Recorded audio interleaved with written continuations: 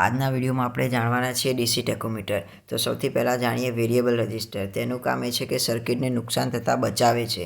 તેની નીચે આવેલું છે મૂવિંગ કોઇલ વોલ્ટમીટર. તે વોલ્ટેજનું રીડિંગ લે છે. હવે તેની આગળ જોઈએ તો એક બ્રશ હોય છે. તે બ્રશ કોમ્યુટેટરની સાથે અટેચ કરવામાં આવે છે.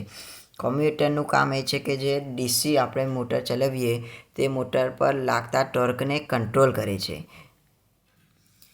હવે તેની આગળ એન અને એસ પરમનન્ટ મેગ્નેટ હોય છે.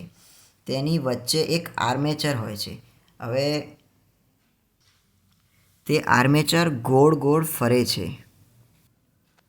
હવે તે આર્મેચરની આગળ એક શાફ્ટ લગાડેલો હોય છે. તે શાફ્ટ છે તે ગોળ ગોળ ફરે છે અને જ્યારે તે ગોળ ગોળ ફરે છે ત્યારે આર્મેચર પણ ગોળ ગોળ ફરે છે.